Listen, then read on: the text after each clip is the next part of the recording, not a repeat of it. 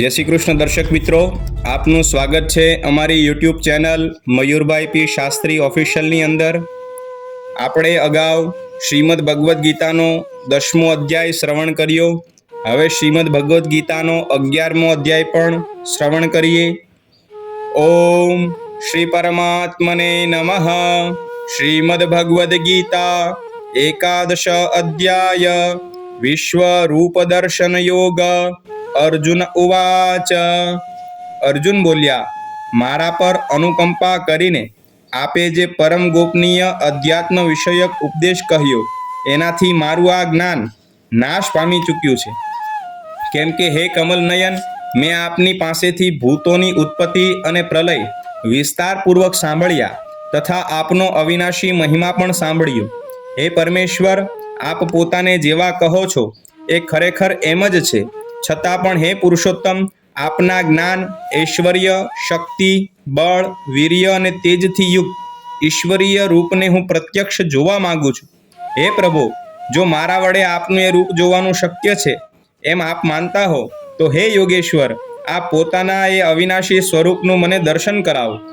श्री भगवान बोल्या, हे पार्थ, हवे तू मारा सैकड़ो हजारों विविध प्रकारना विविध रंगी तथा विविध आकृतिना अलौकिक रूपोने जो। हे भरतवंशी, मारामा अदितिना 12 पुत्रों ने, 8 वसुओं ने, 11 रुद्रों ने, 2 अश्विनी कुमारों ने अने 49 मरुदगणों ने जो तथा बीजा घणा बधा आ पहला न जोयेला आश्चर्यमय रूपों ने जो। हे निंद्रा ने जीतनार, हमणां ज आ मारा शरीर में एक स्थळे रहेला चर अने अचर सहित आखा ब्रह्मांड ने जो तथा बीजू पण जे कंई पण जोवा इच्छतो होय ए जो। परंतु मने तू आ पोताना स्थूल चक्षुओथी जोई शकवा चोक्कसपणे समर्थ नथी, माटे हूँ तने अलौकिक चक्षु आपू छूं, एनाथी तू मारी ईश्वरीय योग शक्ति ने जो। संजय बोल्या, हे राजन, महायोगेश्वर तेमज सर्व पापोने हरनार भगवान हरिए आम कह्या पछी अर्जुन ने परम ऐश्वर्य युक्त दिव्य स्वरूप देखाड्યું। अनेक मुख, अनेक नेत्रो धरावनार, अनेक अद्भुत दृश्योथी युक्त, घणा बधा दिव्य आभूषणोथी युक्त अने केटलाए उगामेला दिव्य आयुधो हाथोमां धारण करेला, दिव्य माळा तेमज वस्त्रोने धारण करेला तथा जेमना श्री विग्रहमांथी दिव्य चंदननो परिमल प्रसरी रह्यो छे एवा बधी ज जातना आश्चर्योथी युक्त, सीमा विनाना अने सर्व तरफ जेमना मुखो छे एवा विराट स्वरूप परमदेव परमेश्वरे अर्जुने जोया। हे राजन, आकाश में हजारों सूर्योना एक साथे उदय थवाने लीधे जे प्रकाश उपजे ते पण ए विश्वरूप परमात्माना प्रकाशना जेटलो भाग्ये ज हशे। पांडुपुत्र अर्जुने ए वखते अनेक प्रकारे विभाजित आखा ब्रह्मांड ने देवोनाय देव भगवान श्रीकृष्णना ए शरीर में एक स्थळे रहेलू जोयुं। त्यार पछी आश्चर्यमां डूबेला अने हर्ष पुलकित थयेला धनंजय प्रकाशमान विश्वरूप परमात्मा ने श्रद्धा अने भक्ति साथे मस्तक नमावीने हाथ जोड़ी अने स्तुति करवा लाग्या।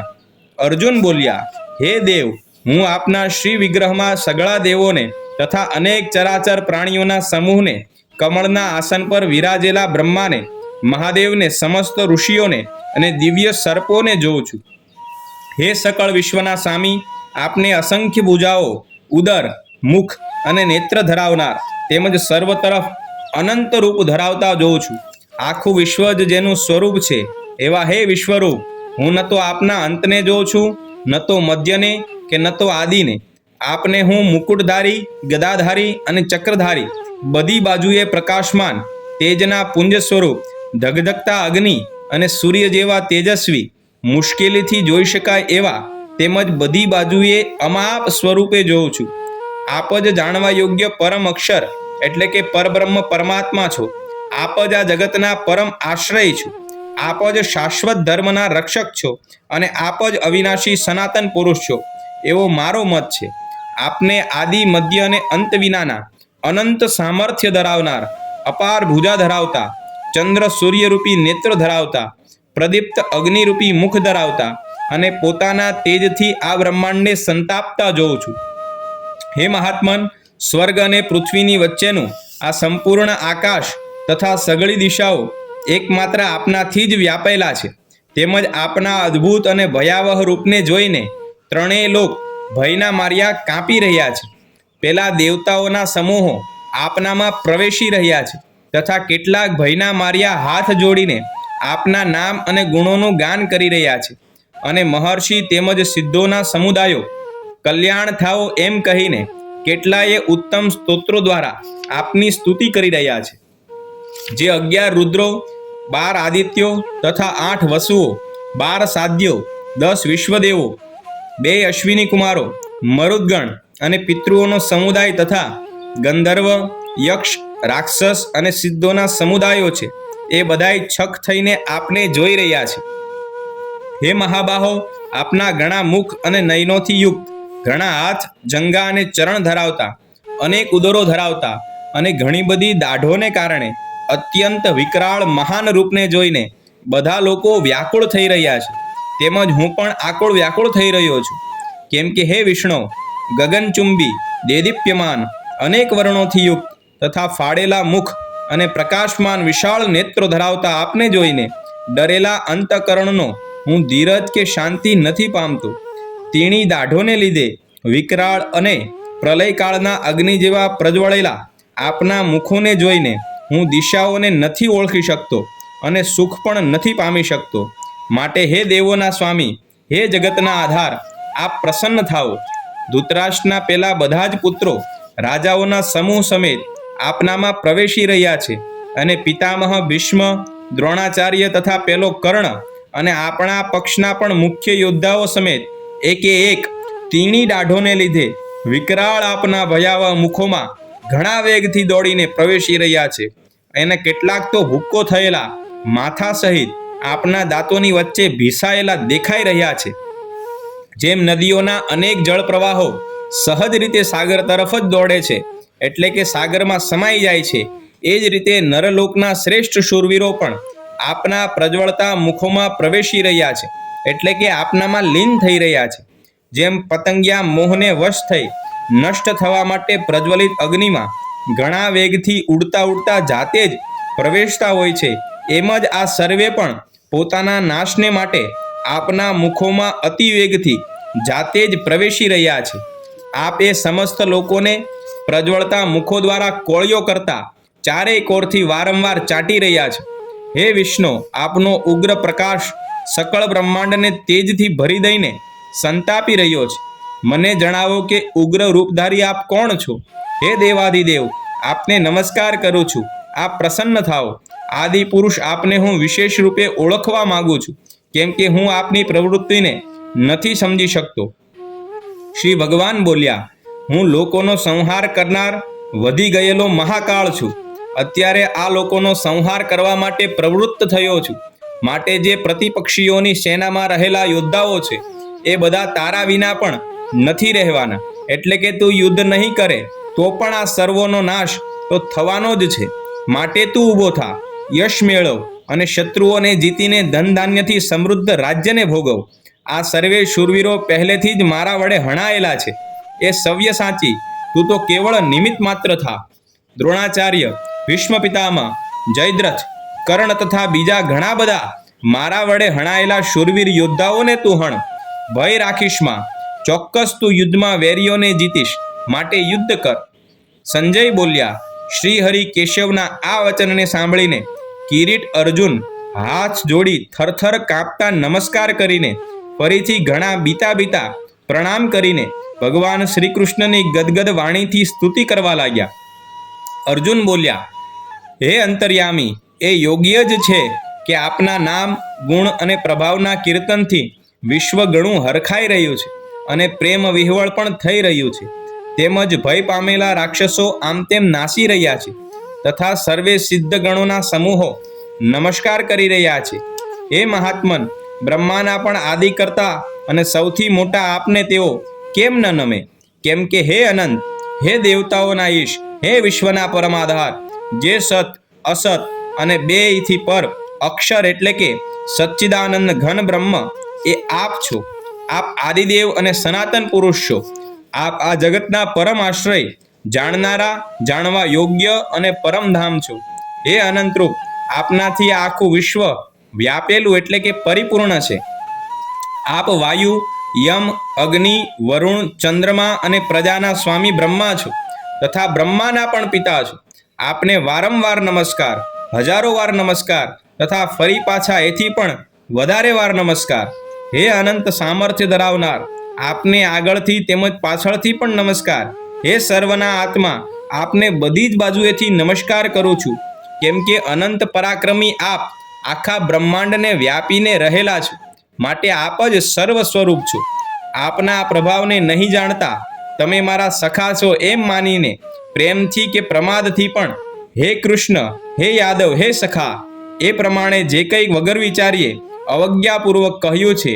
અને હે અચ્યુત, મારા વડે વિનોદ ખાતર વિહાર, શૈયા, આસન તેમજ ભોજન આદિ કરતી વખતે એકાંતમાં કે પછી એ સખાઓની સામે પણ અપમાનિત કરવામાં આવ્યા છો, એ સર્વ અપરાધો અપ્રમેય સ્વરૂપે એટલે કે અચિંત્ય પ્રભાવના આપને હું ક્ષમા કરવાની પ્રાર્થના કરું છું.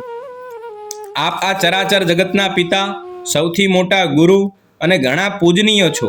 હે અતુલ પ્રભાવ ધરાવનાર, ત્રણેય લોકોમાં આપના સમાન પણ બીજો કોઈ નથી, પછી ચડિયાતો તો ક્યાંથી હોઈ શકે? માટે હે પ્રભુ, હું શરીરને સારી પેઠે ચરણોમાં નિવેદિત કરીને પ્રણામ કરીને સ્તુતિને યોગ્ય આપ ઈશ્વરને પ્રસન્ન થવા માટે પ્રાર્થું છું. હે દેવ, પિતા જેમ પુત્રના સખા, જેમ સખાના અને પતિ જેમ પ્રિયતમા પત્નીના અપરાધોને સહી લે છે, એમ જ આપ પણ મારા અપરાધ સહી લેવા યોગ્ય છો. હું પહેલાં ન જોયેલા આપના આશ્ચર્યમય રૂપને જોઈને હરખાઈ પણ રહ્યો છું અને મારું મન ભયને લીધે ઘણું વ્યાકળ પણ થઈ રહ્યું છે. માટે આપ પોતાનું પહેલું ચતુર્ભુજ વિષ્ણુ રૂપ જ મને દર્શાવો. હે દેવેશ, હે જગન્નિવાસ, પ્રસન્ન થાઓ. હું એવા જ આપને મુગટધારી તથા ગદા અને ચક્ર હાથમાં ધારણ કરેલા જોવા ઈચ્છું છું. માટે હે વિશ્વ સ્વરૂપ, હે 1000 હાથવાળા, આપ એ જ ચતુર્ભુજ રૂપે પ્રગટ થાઓ. શ્રી ભગવાન બોલ્યા, હે અર્જુન, તારા પર અનુકંપા કરીને મેં પોતાની યોગ શક્તિના પ્રભાવે આ મારું ઉત્કૃષ્ટ, તેજોમય, સર્વનું આદિ અને અસીમ વિરાટ રૂપ તને દર્શાવ્યું છે, જેને તારા સિવાય બીજા કોઈએ પહેલાં નહોતું જોયું. હે કુરુવંશીઓમાં શ્રેષ્ઠ વીર, મનુષ્ય લોકમાં આવો વિશ્વરૂપધારી હું તારા સિવાય બીજા કોઈનાથી ન તો વેદ અને યજ્ઞોના અધ્યયનથી જોઈ શકાઉં છું, ન દાનથી જોઈ શકાઉં છું, ન શાસ્ત્રવેદ કર્મોથી જોઈ શકાઉં છું, કે ન આકરા તપોથી જોઈ શકાઉં છું. મારા આવા વિકરાળ રૂપને જોઈને તને વ્યાકુળતા ન થાઓ અને મૂઢભાવ પણ ન થાઓ. તું નિર્ભય અને પ્રસન્ન મન થઈને એ જ મારા આ શંખ ચક્ર ગદા પદ્મ ચતુર્ભુજ રૂપને ફરીથી જો. સંજય બોલ્યા, હે રાજન, વાસુદેવ શ્રીહરિએ અર્જુનને આ પ્રમાણે કહીને પાછું એવું જ પોતાનું ચતુર્ભુજ રૂપ દર્શાવ્યું અને પછી સૌમ્ય મૂર્તિ થઈને આ ભય પામેલા અર્જુનને મહાત્મા શ્રીકૃષ્ણએ ધીરજ આપી. અર્જુન બોલ્યા, હે જનાર્દન, આપના આ પરમ શાંત મનુષ્ય રૂપને જોઈને હવે હું સ્થિરચિત્ત થઈ ગયો છું અને પોતાની સ્વાભાવિક સ્થિતિને પામી ચૂક્યો છું. શ્રી ભગવાન બોલ્યા, મારું જે ચતુર્ભુજ રૂપ તે જોયું છે એ સુદુદર્શ છે, એટલે કે એના દર્શન થવા ઘણા દુર્લભ છે. દેવતાઓ પણ સદા આ રૂપના દર્શનની ખેવના રાખ્યા કરે છે. જેવો મેં તને જોયો છે એવો ચતુર્ભુજ રૂપધારી હું ન તો વેદોથી જોઈ શકાઉં છું, ન તપથી જોઈ શકાઉં છું, ન દાનથી જોઈ શકાઉં છું, કે ન યજ્ઞથી જોઈ શકાઉં છું. પરંતુ હે પરંતપ અર્જુન, અનન્ય ભક્તિ દ્વારા આવો ચતુર્ભુજ રૂપધારી હું પ્રત્યક્ષ દેખાવા માટે, તત્વથી જાણવા માટે તથા પ્રવેશ કરવા માટે એટલે કે એકાત્મ ભાવે પ્રાપ્ત થવા માટે પણ શક્ય છું. હે પાંડુપુત્ર, જે કેવળ મારે જે ખાતર સગળા કર્તવ્ય કર્મોને કરનારો છે, મારે પરાયણ છે, મારો ભક્ત છે, આસક્તિ વિનાનો છે અને સર્વ પ્રાણીઓ પ્રત્યે વેરભાવથી રહિત છે, એ અનન્ય ભક્તિયુક્ત માણસ મને જ પામે છે. ઓમ તત્સદિતિ શ્રીમદ ભગવદ્ ગીતા સુપનિષત્સુ બ્રહ્મ વિદ્યાયામ યોગશાસ્ત્રે શ્રી કૃષ્ણ અર્જુન સંવાદે વિશ્વ રૂપ દર્શન યોગ નામ 11 અધ્યાય. શ્રી કૃષ્ણાર્પણમસ્તુ. અમારા આવા નવા વિડીયો શ્રવણ કરવા માટે અમારી યુટ્યુબ ચેનલ મયુરભાઈ પી શાસ્ત્રી ઓફિશિયલને લાઈક કરો, કમેન્ટ કરો, શેર કરો અને સબસ્ક્રાઈબ કરો. જય શ્રી કૃષ્ણ.